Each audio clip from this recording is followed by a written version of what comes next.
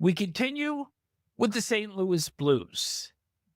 Last season, 96 points. They come in fifth in the Central, but they do get a wild card spot.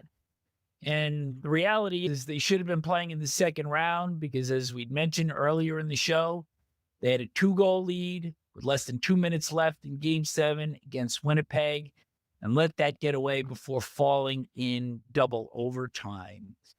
But in looking back, certainly the turnaround of the season came when Jim Montgomery replaced Drew Bannister after 22 games.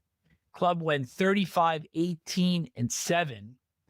And that included a 12-game winning streak between March 15th and April the 3rd that helped the Blues secure that wild card spot.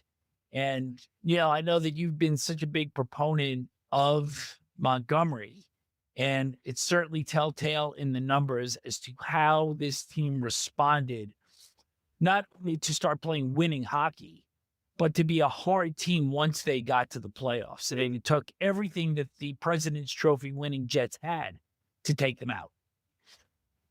It certainly did. And let's go back a year. A year ago, Doug Armstrong, the general manager of the team, made huge headlines by signing 2 restricted free agents from the Edmonton Oilers in Dylan Holloway and Philip Broberg.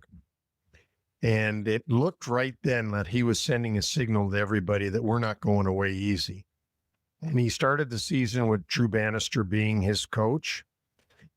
But when Jim Montgomery got the early dismissal from the Boston Bruins, Jim Montgomery had been in St. Louis once already as an assistant. And Doug Armstrong was very quick to dismiss Drew Bannister and hire Jim Montgomery. And as you said, Vic, the season started to really turn around for them. They were the really surprising St. Louis Blues. I don't think anybody expected them to make the playoffs. And it was because of their run that they had that knocked out really the Utah team out of contention for that playoff spot. And they thrust themselves into the playoffs. And so the bubble teams all got knocked back, including Nashville, who we're going to talk about, who everybody had in the playoffs at this time last year. But at the very least. Yeah, weren't able to make it. Jim Montgomery is one of the best coaches in the league, in my view. And let's go through their team and how it's changed over the offseason. Not much in terms of volume with changes during the course of the offseason for the St. Louis Blues, but a couple of very notable free agent signings. At center, they pick up UFA Pius Suter from the Vancouver Canucks, 2 years, $4.125 EV, and Nic Dowd from the Utah Mammoth for 2 years at just under $2 million per year. They also acquire defenseman Logan Mailloux from the Montreal Canadiens in exchange for a right-wing Zach Baldock. And Mailloux, big guy, 6'3", 213, has a big shot, and I think gets a chance to start his career over again because the Montreal Canadiens drafted him and got a lot of heat for it because of an incident that had taken place in 2020 where he had some objectionable photos of a woman and they were released without her consent. And there was a lot of swirl around that when that pick was made.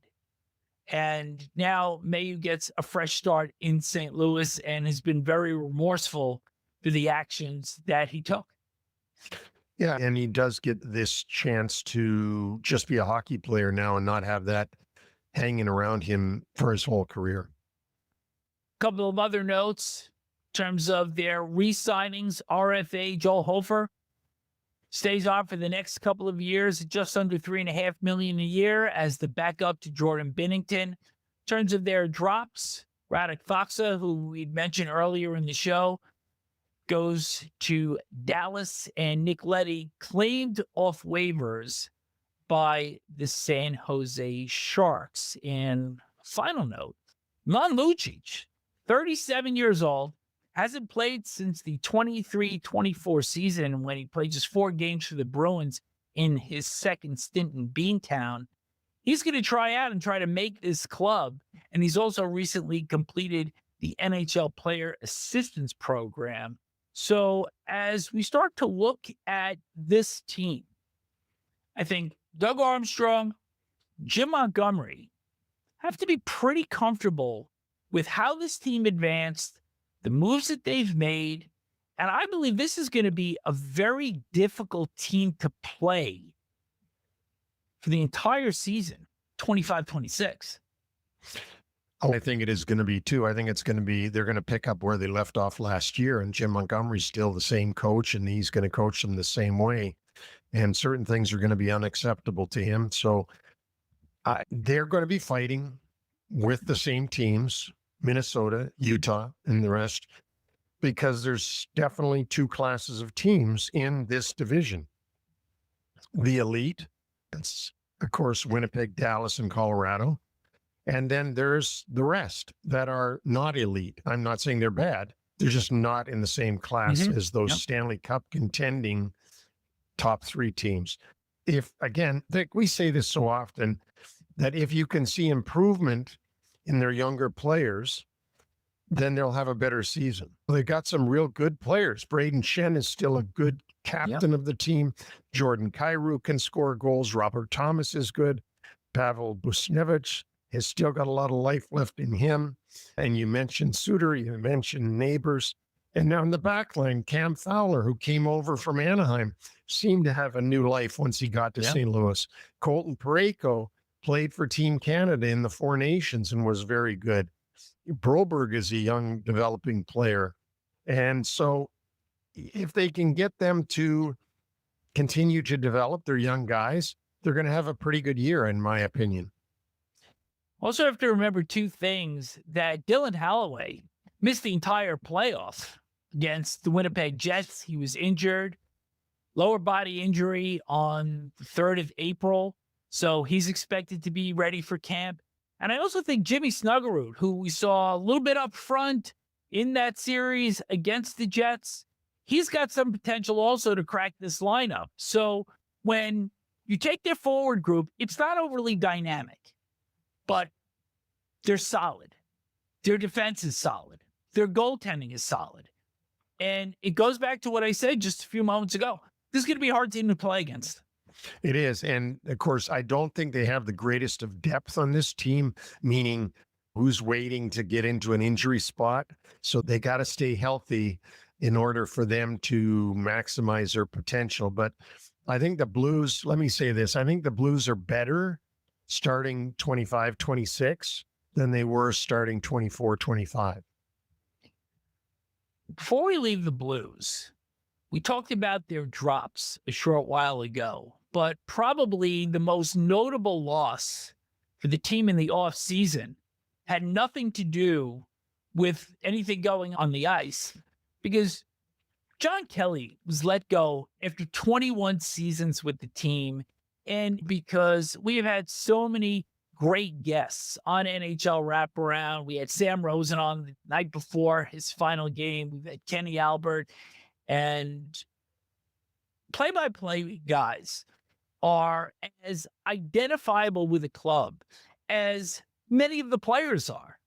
And Kelly was certainly such a fixture in St. Louis, followed in the footsteps of his dad, the great Dan Kelly, and he's going to be lost because both he and Jamie Rivers, who was his analyst, he's now being moved over to the pre and the post-game shows.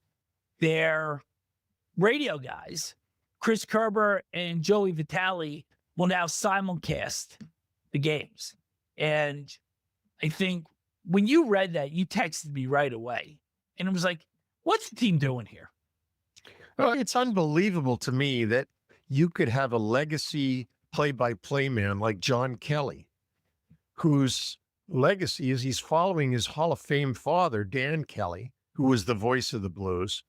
John has a similar voice, like Kenny Albert and Marv Albert. They have similar voices to their dad. His call was good, and yet they took the voice of the team that everyone has grown up listening to, tossed it aside. And from what I understand, John Kelly is probably going to do some of the LA Kings games this year. And I hope he gets back on his feet and gets a team and goes again, because I don't understand how you ever let go of John Kelly in the St. Louis Blues. He is St. Louis Blues, but we don't know what's going on inside the headquarters of the team, but it doesn't look good on the outside. And it's sure going to sound a lot different this year. For sure.